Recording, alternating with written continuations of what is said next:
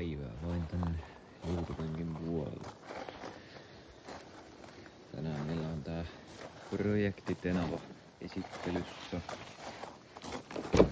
Meillä on täällä manuaalisväppi menossa tällä hetkellä sekä sisustan uusinta niin sanotusti. Tuo on väritty tuo hattuhylly. Se on alunperin ollut tuo värinen, mitä tuossa näkyy, nuo muovit. Ja sisustasta tulee nyt toistaiseksi ainakin tuommoinen kaksivärinen harmaa musta. Myöhemmin sitten, kun saadaan penkit päivitettyä, niin olisi tarkoitus matchata se tuohon rattiin, eli ruskea nahka tai joku muu vastaava. Ovipahveille ei ole vielä suunniteltu kunnolla, että mitä niihin oikein tehdään. Nuo pilarit tuolla. Ovipilarit. Niin, nää on vielä kiinni, mutta kaikki muu täältä on irti.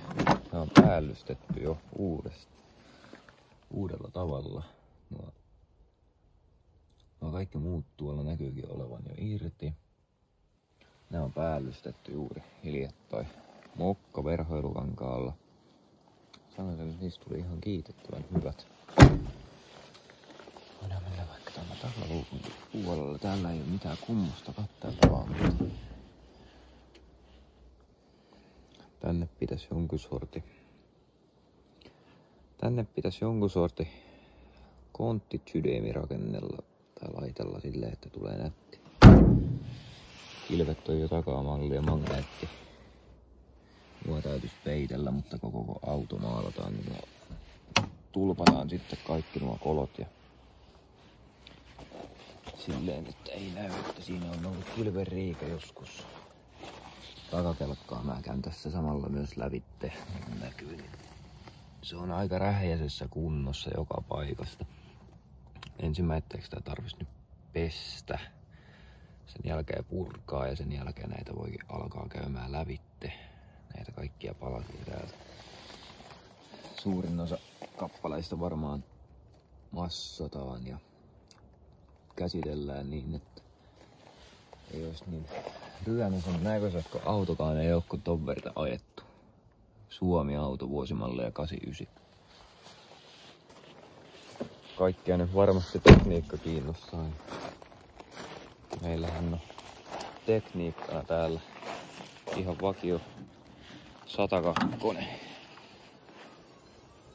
Orkkiskone.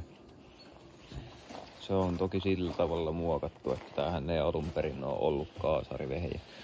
Mutta tuo on ilmeisesti Mersun ihan oma kaasari tähän autoon, eli ei niin räpellys mitä voisi olla. Mutta edellinen omistaja näähän on laitellut, niin täällä on nyt kaiken näköistä vähän mielenkiintoista. Tämähän on mietteellä vähän räväkämpi tekniikka, mutta ainakin nyt ensimmäiseen muodonmuutokseen tää vehje tullaan nyt ensin vaan maalaamaan. Venttiilikopon kannelle varmaan tehdään jotain. Siinäkin on vähän kuprua ja mitä muuta kaikkea, niin se olisi kiva siistiä jotenkin. Valkosarjasta en tiedä saako siitä enää tekemälläkään hienoa, että tehdäänkö kokonaan uusi vai mennäänkö vielä vanhan sydämin mukaan. Tää on näissä vanhoissa Mersuissa aika huvittavaa, että nyt kun tuolla on jo laatikkoa kiinni, on pelkästään nuo kaksi tyynyä tuolla pitelemässä kiinni. Niin näähän on siis ihan nää on hyvin vempuloita nää vanhat Mercedekset. Anteena meillä on tämmöiset Japanin rallit. Japanin rallit toimittaa asiaa. Ne täytyisi jossain kohtaa kyllä vaihtaa vähän parempiin, että sais messuillekin. Joillakin messuilla on meina kriteerinä se, että olisi vähän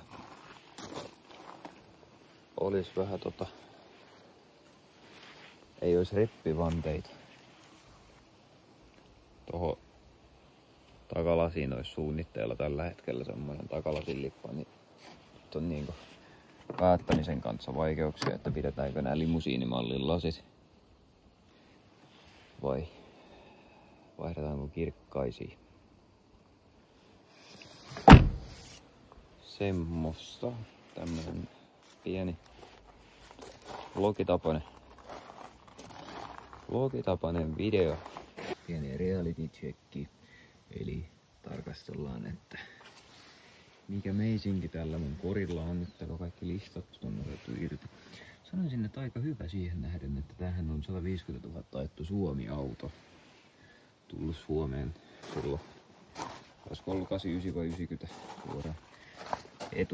Etulogareissa täällä Helmojen lieppeissä on tyypillisissä paikoissa, missä pienet kolot ja tuo vähän epämääräinen. Sitten, no täällä on joku kolo tossa. Ja sama homma täällä, eli etumainen kaari. Tai tuo Helmojen lieve on vähän vituiksi. Sitten tossa on ovessa on tommonen pieni kupru, mutta tuo saattaa mennä vielä ihan ilman hitsihommaa. Takimainen kaari, toinen näistä oli ihan hyvässä kunnossa. Täällä on jotain pintaruostetta kans kerennyt tapahtumaan, mutta muuten kyllä ihan sanoisin, että kohtalaisen hyvä. Takakelkka on vieläkin purkamatta. Se nyt lepäilee vaan siellä. Semmoista. Ajattelin tänne YouTubenkin puolelle pistää jonkun sortin pätkän, että jos ihmisiä kiinnostaa tämmönen vanha Tenava Mersun projekti, niin mähän voin alkaa tästä näin tekemään jonkun sortin sarjaa, aina kun tulee tehtyä. Että heitä ihmeessä kommentteihin joku video, jos kiinnostaisi katsella, että mitä saadaan tämmöisestä 89-vuotisesta Mercedeksestä aikaan.